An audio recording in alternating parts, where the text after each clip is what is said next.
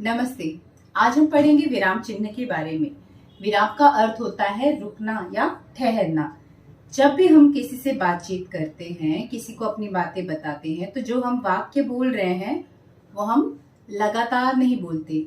बीच बीच में हम रुकते हैं, थोड़ा विश्राम लेते हैं।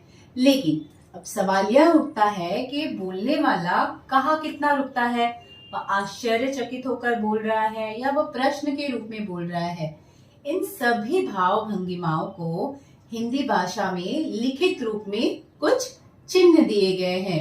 उन्हीं चिन्हों को कहते हैं विराम चिन्ह। तो आज हम पढ़ेंगे विराम चिन्ह के बारे में, जिसे इंग्लिश में कहते हैं पंक्चुएशन मार्क। तो विराम चिन्ह क्या होते हैं? देखिए, भाषा के लिखित रूप में विशेष स्थानों पर रुकने का जो संकेत करने वाले चिन्ह होते हैं, यानी जब हम बोलते हैं तो थोड़ा रुक के ठहर के बोलते हैं, उस समय कोई चिन्ह उपयोग में लाते हैं, उन चिन्हों को कहते हैं विराम चिन्ह। जैसा कि मैंने बताया, विराम का अर्थ होता है रुकना या ठहरना। तो हिंदी भाषा में ऐसे बहुत सारे विराम चिन्ह हैं जिसके बारे में आज हम जानेंगे। तो चलिए देखते हैं। पहला है, देखिए, पूर्ण विराम। पूर्ण विराम को क्या कहते हैं इंग्लिश में? Full stop. और इसका चिन्ह किस प्रकार से होता है? देखिए, एक सीधी रेखा, बस एक सीधी रेखा खींची जाती है। जब हम कोई भी बात कर रहे हैं, कोई भी वाक्य कह रहे हैं, तो जब वो वाक्य खत्म होता है तो उस वाक्य के अंत में जो चिन्ह लगाया जाता है वह होता है पूर्ण विराम। उदाहरण देखिए, मैच चल रहा था, अचानक लोग शोर मचाने लगे, तभी भीड़ ने पत्थर फेंकना शुरू किया। तो वाक्य के अंत में ये पूर्ण विराम का चिन्ह यहाँ देखिए जगह जगह लगाया हुआ है। दूसरा है अर्ध विराम, सेमी कॉलन। इसका चिन्ह देखिए इस प्रकार से होता है। यह कहाँ लगाया जाता है? जब वक्ता बोलता है और पूर्ण विराम की तुलना में उसे कम विश्राम लेना होता है, तो उस जगह पर अर्ध विराम का चिन्ह लगाया जाता है। यानी कि यहाँ पर तो वाक्य खत्म हो जाता है, पूर्ण विराम में तो पूरा खत्म हो जाता है बोलना, वहां पे विराम लग जाता है। लेकिन इससे कम विराम अगर लगाना है बोलते समय, तो अर्ध विराम का चिन्ह उपयोग में लाया जाता है। उदाहरण से समझते हैं। पहला देखिए, बच्चों ने अपने अपने बैग खोले, अपनी अपनी पुस्तकें निकाली। तो यहाँ पे ये पूर्ण विराम की तुलना में थोड़ा कम विश्राम लिया जा रहा है, तो इसलिए अर्ध विराम का चिन्ह लगता है। दूसरा उदाहरण देखिए, वे लोग खुशामद करते रहे मगर किसी ने उनकी नहीं सुनी। अब बारी है देखिए अल्प विराम की। अल्प विराम यानी कॉमा। इसका चिन्ह देखिए इस प्रकार से लगता है। उदाहरण से समझिए। जैसे कि मैंने आपको बताया कि अर्ध विराम में क्या होता है कि पूर्ण विराम की तुलना में जब कम रुकना होता है तब लगता है अर्ध विराम का चिन्ह। उसी प्रकार अल्प विराम का चिन्ह कहाँ लगता है? जब हम कोई वाक्य बोल रहे हैं लेकिन हमें अर्ध विराम की तुलना में कम रुकना होता है, कम विश्राम लेना होता है, तब लगता है अल्प विराम का चिन्ह। यानी इसके तुलना में कम विश्राम लेना होता है। उदाहरण से समझिए। देखिए, मेले में बच्चे, बूढ़े, जवान, स्त्री, पुरुष सभी शामिल हुए। तो यहाँ पे हम बहुत ही कम हमने विश्राम लिया। बच्चे, बूढ़े, जवान, स्त्री, पुरुष। तो इस प्रकार जब कम, बहुत ही छोटा, मतलब अल्प, बहुत ही छोटा सा हमें विश्राम लेना होता है, तो वो होता है, वहां लगता है अल्प विराम का चिन्ह। दूसरा उदाहरण देखिए, चोरी करना, झूठ बोलना, शराब पीना सब बुरी आदतें हैं। तो यहाँ पे चोरी करना, झूठ बोलना और शराब पीना, इन तीन जो अलग अलग बातें हम बता रहे हैं, वक्ता बोल रहा है, वहां पे बहुत ही अल्प, बहुत ही छोटा सा विश्राम लिया गया है, तो वहां पर अल्प विराम चिन्ह का उपयोग किया गया है। चौथा है प्रश्नवाचक चिन्ह, जिसे इंग्लिश में कहते हैं साइन ऑफ इंटरोगेशन, या फिर इसे क्वेश्चन मार्क भी कहते हैं। देखिए, इसका चिन्ह इस प्रकार से होता है।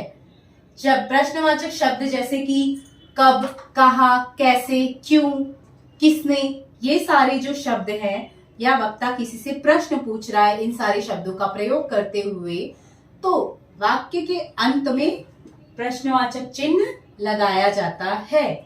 तो उदाहरण देखिए। पहला, तुम कहाँ रहते हो?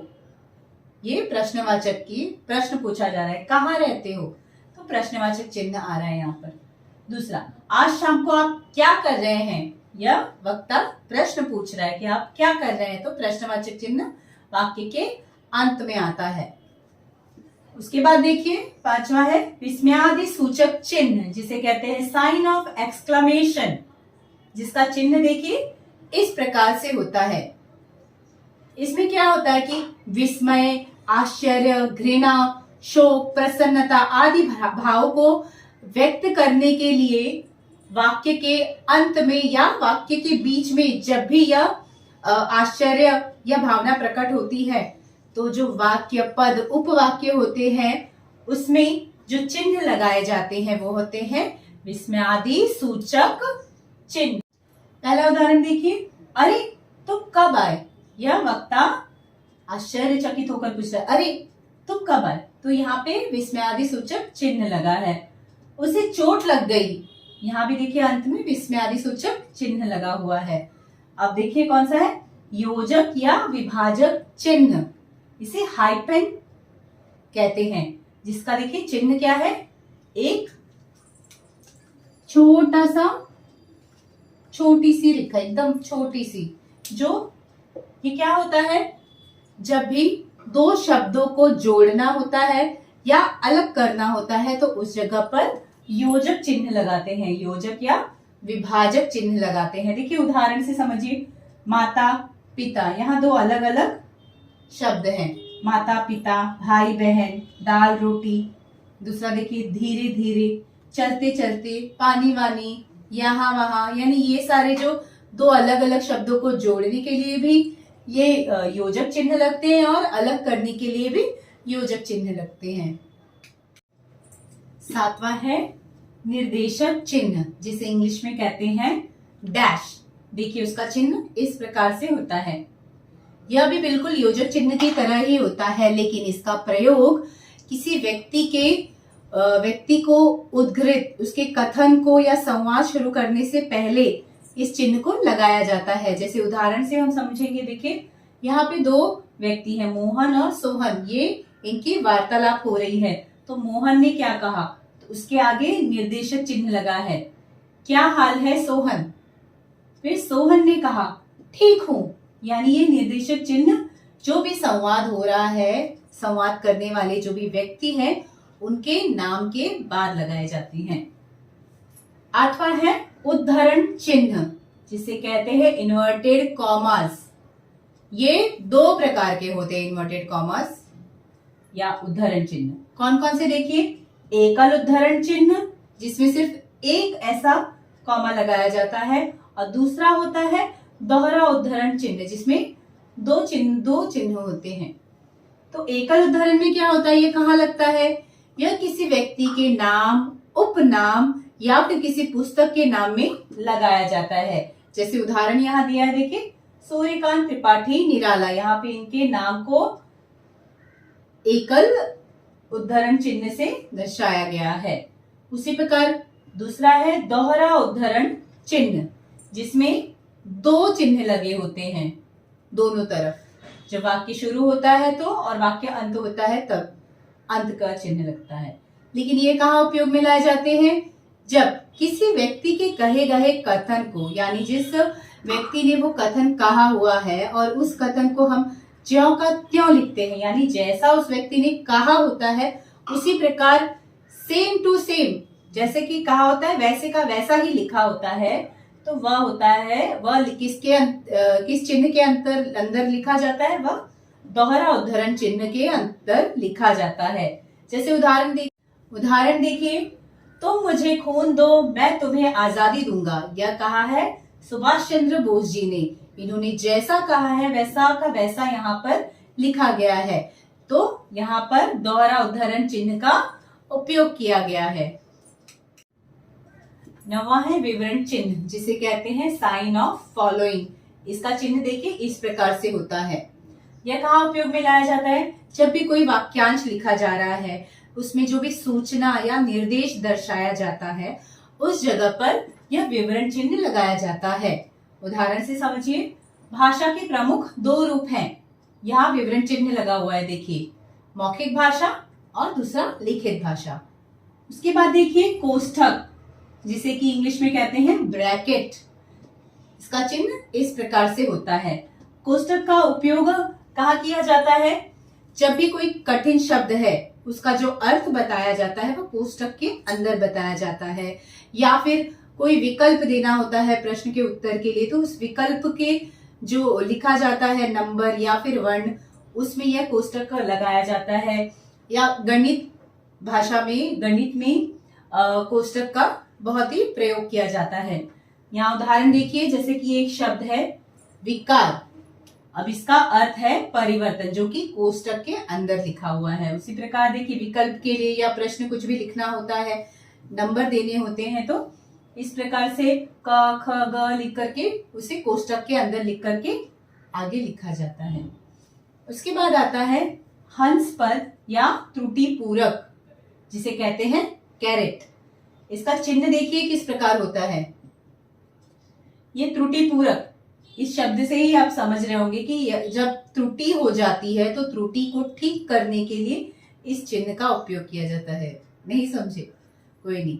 जब हम कोई वाक्य लिखते हैं और हम कोई शब्द लिखना भूल जाते हैं और हम पूरा वाक्य कट करके नहीं लिख सकते, तो हम उस वाक्य के बीच में इस त्रुटि पूरक चिन्ह का उपयोग करते हैं, हंस पद का उपयोग करते हैं और अपना वाक्य, जो भी हमारा शब्द छूटा होता है, उसे ये चिन्ह लगा के उसके ऊपर लिख दिया जाता है। उदाहरण देखिए, मेरे घर में, यहाँ 4 लिखना भूल गए थे इसलिए ये त्रुटि पूरक चिन्ह लगाकर ऊपर लिखा है, 4 लोग हैं।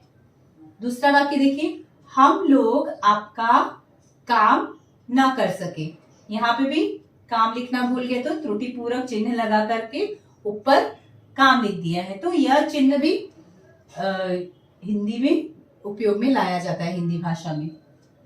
12वां देखिए, लाघव चिन्ह या संक्षेप सूचक चिन्ह, जिसे इंग्लिश में कहते हैं साइन ऑफ एब्रिविएशन।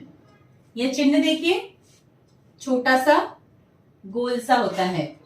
यह कहाँ उपयोग में लाया जाता है?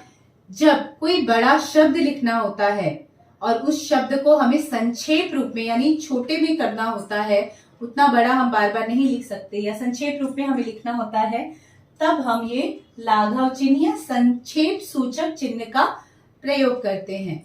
उदाहरण देखिए, कृपया पृष्ठ उलटिए। तो इसे संक्षेप में लिखने के लिए क्या किया? सारे शब्दों का पहला जो भी देखिए क्री, प्री और उ लिख करके उसके आगे लाघव चिन्ह लगा दिया गया है। इससे ये इतना बड़ा जो हमारा वाक्य है वह इतना छोटा सा हो गया है। दूसरा है क्रिया विशेषण। अब यहाँ क्रिया विशेषण को भी कैसे लिखा गया है? लाघव चिन्ह के उपयोग से देखिए, क्री और वी। तो आज हमने हिंदी भाषा की जितने भी चिन्ह होते हैं, विराम चिन्ह होते हैं, उन सभी का अध्ययन किया है।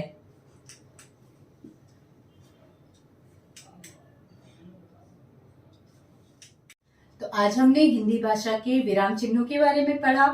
एक बार फिर से हम उसका अध्ययन कर लेते हैं। तो कौन कौन से हमने चिन्ह पढ़े? देखिए, पूर्ण विराम जिसका चिन्ह इस प्रकार से है, देखिए, अर्ध विराम जिसका चिन्ह इस प्रकार से है, अल्प विराम जिसका चिन्ह यहाँ देखिए इस प्रकार से है, प्रश्नवाचक चिन्ह, विस्मयादि सूचक चिन्ह, योजक या विभाजन चिन्ह, निर्देशक चिन्ह, उद्धरण चिन्ह। उद्धरण चिन्ह 2 प्रकार के होते हैं, एकल उद्धरण चिन्ह और दोहरा उद्धरण चिन्ह। और आगे देखिए विवरण चिन्ह जो कि इस प्रकार से होता है, कोष्टक, हंस पद या त्रुटि पूरक जिसका चिन्ह इस प्रकार से दर्शाया जाता है, और अंतिम है लाघव चिन्ह जो कि इस प्रकार से होता है। तो आज हमने हिंदी भाषा में जितने भी चिन्ह उपयोग में लाए जाते हैं वाक्य लिखते समय, आज हमने उन सब के बारे में पढ़ा। आज का वीडियो आपको कैसा लगा जरूर बताइएगा। धन्यवाद।